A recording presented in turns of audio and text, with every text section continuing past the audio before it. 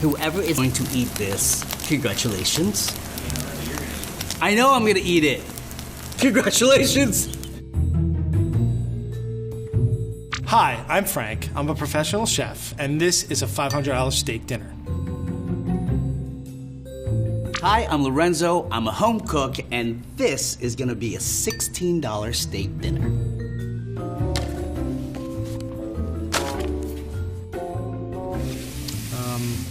Oh, pardon you.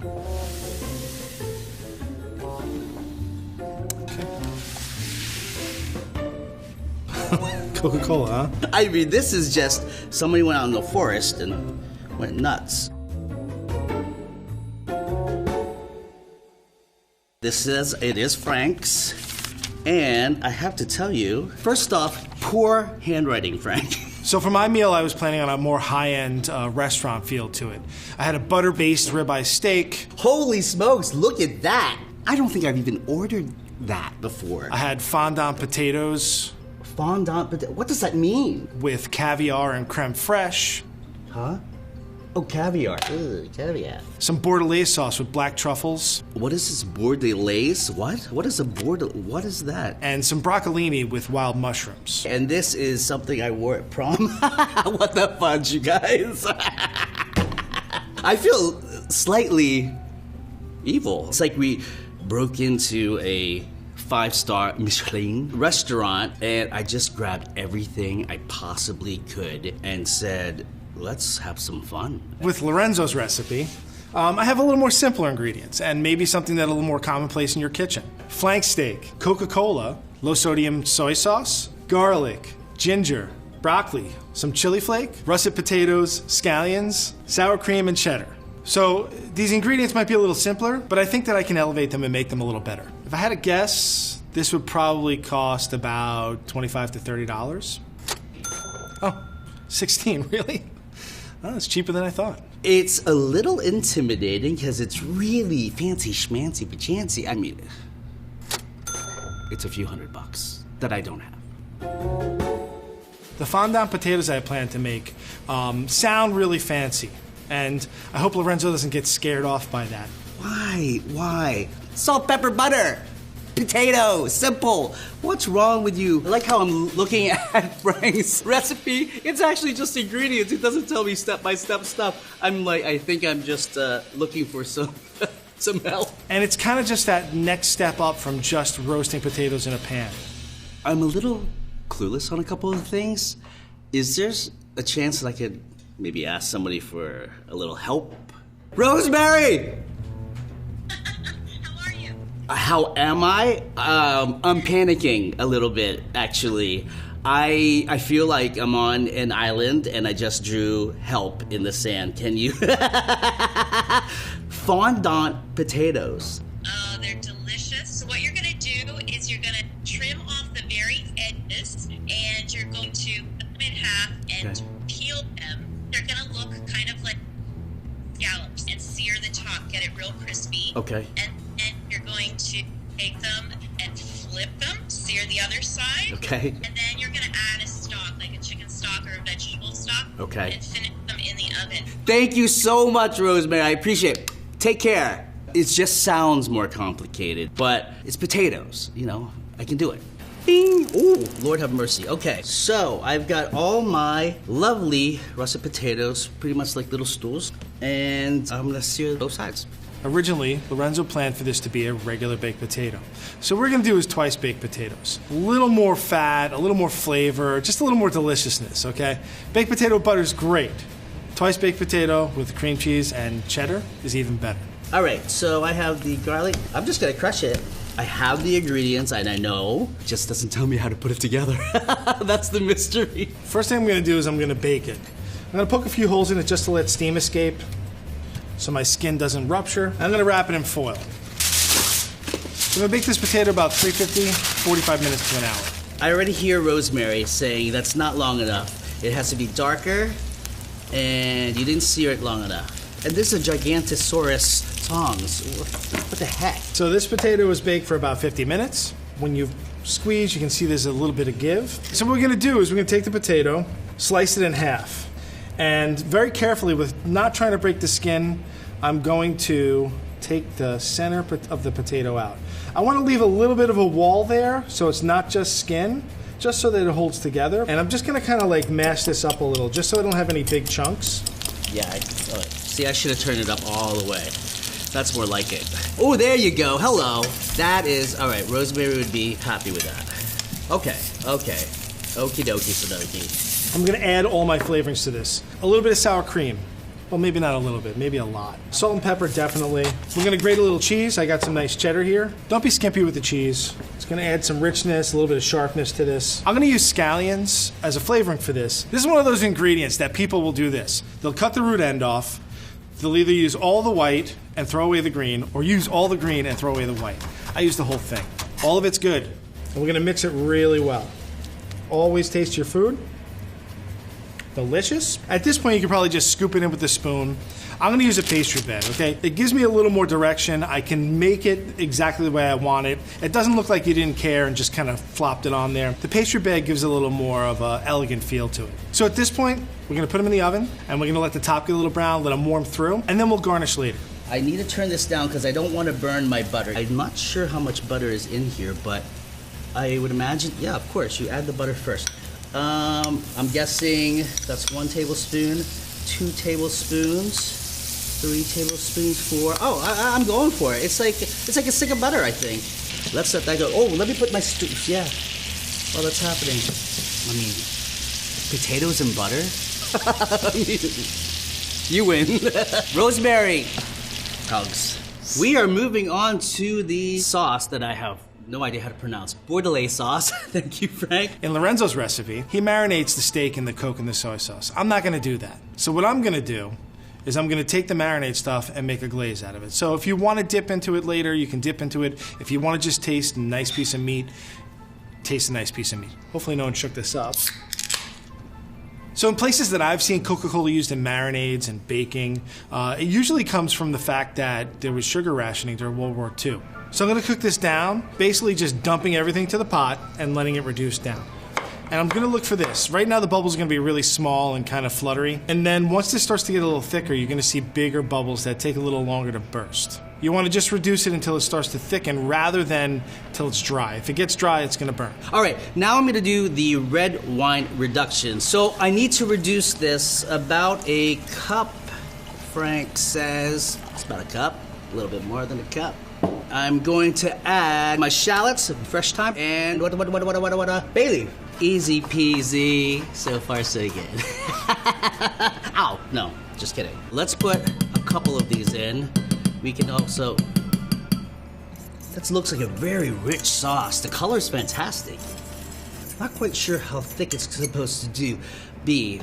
Earth calling Rosemary. Come in, Rosemary. What did she say? Can I ask you one more thing if you have time? Okay, sauce. I have sauce that he wants me to make. I'm telling you what, Frank is not getting the Christmas card this year, I'm telling you. It calls for 1 cup of wine. How much do I reduce that? So stick a spoon in and then run your finger down the back. Oh. If it grates, that's a nice thick enough sauce. Okay. If not, worst case scenario, just drink the wine when I'm done. That is the test she wanted me to do, the old back of a spoon test. And if it leaves a nice clean line, I know my sauce is thick enough. Totally coated the spoon. Thanks, Rosemary. Turn this off, and all I have to do now is shave some black truffle. Oh, wow. Never had one of these guys in my presence. It's earthy. With truffles, for the most part, they're best when they're freshly sliced on top of things. See, how much does he want us to do? Oh, the whole thing? Wow. There's truffle products that have kind of those truffle flavorings in them, but when you get a fresh truffle, it should be sliced at the table in front of your guests. It's not just for the flavor, it's for the show as well. It tastes expensive. All right, guys. Bordelaise sauce with black truffles. The next step is to do our steak. This steak is enormous. I mean, you guys. Now with the ribeye that I had planned, the high-end ribeye, I had planned on sauteing it in a cast iron pan. The way I'm gonna cook this flank steak is similar to the ribeye. I really just wanna get a nice kind of caramelized coating on it. So I'm gonna season the steak first a fair amount of salt and black pepper. With the salt, we go fairly heavy. Liberally. So I need this hot, like super hot, you guys. This is the nicest skillet I've ever seen in my life. I like this. Christmas presents, please. The key to this is that you don't want the oil to splash on you. So I'm just gonna drop it in the pan away from me. Here we go, guys. And I'm gonna let it stay there. Leave it alone. Let it go. This is gonna take a few minutes. Send these smoke signals. Dinner's almost ready, people. Come and get it. I'm gonna flip it away from me.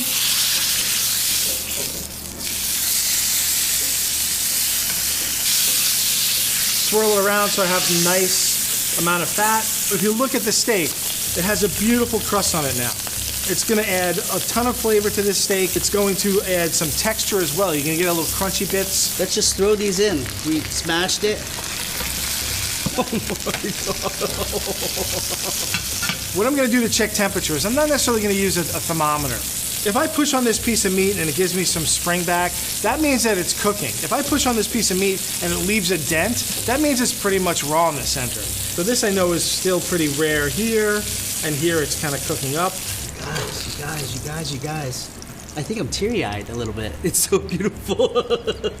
I'm crying. It's so pretty. Lorenzo's issue is going to be that's a really thick cut of steak, and usually with those, getting the right temperature is a little more of guesswork. So Lorenzo might want to use a thermometer for that. Ooh, medium rare. Perfect. So I'm going to let this steak rest for about 10 minutes. I really want to dig in and eat this right now, but you need to let it rest. If I slice it now, all the juice is going to flow out. Be patient. It'll be worth it. Let's move on to the broccolini. The expensive version, I was going to use broccolini. We have a rich steak, a really rich potato dish, and the broccolini is going to have just a little bit of bitterness to cut that. Broccolini tastes really great by itself, needs a little salt, pepper, maybe a little garlic, but everyday broccoli is delicious if you treat it right. So normally people take the broccoli, cut the head off, and everything else gets thrown in the garbage. What I like to do is I save the stems. So if you're going to serve the stems, you have to peel them, because otherwise it's a little on the tough side, and it sometimes needs a little help. So what I'm going to do is I'm going to get some garlic and a little bit of ginger. A lot of times people will boil broccoli, and boiled broccoli, I mean, there's nothing worse than that, right? It smells bad, it tastes bad, it gets too soft. I like to roast broccoli. It adds a little bit more depth of flavor to it. And I'm going to use some of Lorenzo's ingredients here to make that just a little bit better. A little bit of chili flake, just to let him know it was there. I'm going to use a little bit of soy sauce, I'm going to use a little bit of salt. Both of them have salt in them, but salt kind of gives a pure, plain flavor, where soy sauce kind of gives a richness. I'm going to throw this into an oven about 350 for about 15 minutes. You'll see the broccoli starts to break down. It'll start to get a little bit of caramelization or charring on top, and that's what I want. I want to take it out of the oven when it's just a little bit crispy. I'm actually going to take it out, stopping the cooking process by submerging it into ice water. Next, mushrooms. I just have to start seeing what these are. These are great. Lorenzo should make sure that he gets those mushrooms nice and caramelized. Any mushrooms that kind of go in a pan and they just kind of sit there and boil, not good. The texture's not really great. You want those mushrooms to be just slightly crispy when you put them on the plate. These are very thin, delicate mushrooms, so I think it's okay to add whatever I need to add to finish this off. My broccolini looks good to me. Let's try it.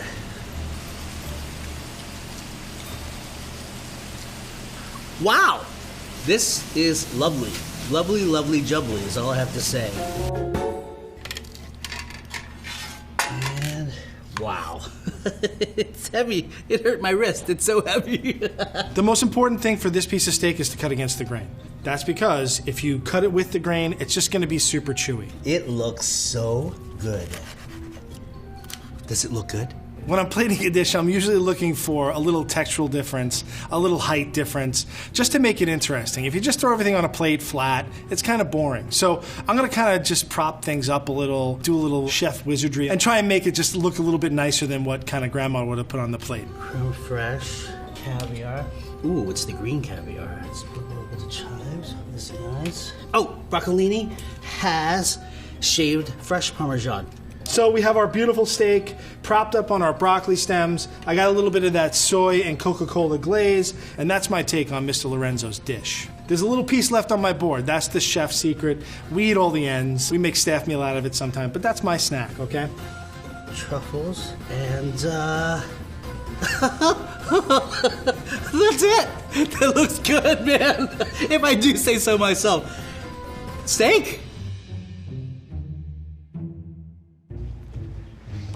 Hey, Frank, how you doing? it is an honor and a pleasure. I'm telling you right now, sir. Well, look at that.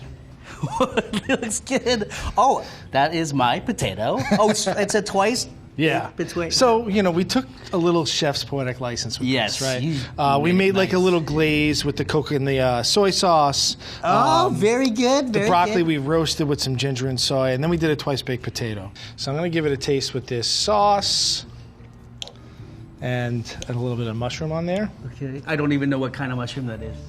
I think it's a chanterelle. Delicious. Your seasoning is wonderful. Oh, thank you. Oh man, great. Really. Sauce is on point. I never had a sauce like this before. It's one of those classic French sauces. You know, you would think it'd be too rich, but it actually is a good foil It for the steak. looks like it would be so No, rich. Because the color, look at the color. It's a great compliment. It's different. That is good. Let's taste yours now. Okay. Let us get a little bit of this and your... I'm nervous too now. My heart's beating. I'm a little worried. What is the reduction? Is this like This is the soy sauce, Coca-Cola, ginger garlic. That tastes like mama. What my mama made. The ginger and soy sauce are so nice together. And we roasted the broccoli with the ginger and garlic and a little bit of chili flake. Baked in the oven. Baked in the oven, yeah. Oh my God. And it's a different texture because you do it in the oven. Nice. I'm going nice. in. I'm gonna try Yeah. too. Frank. Oh my gosh. See how we did. It's yummy. The sauce is really delicious. It really complements. It almost tastes a little smoky, believe it or not. You know, I was a little nervous about Coca-Cola. I saw Coca-Cola, and now like I'm going to add that to my kind of tool belt. You know, you don't think of Coca-Cola as an ingredient that you use in really good cooking, but that's delicious. Thanks, Frank. Yeah. Thanks, Frank. That was fun. That was really fun and delicious. Eat up, you guys.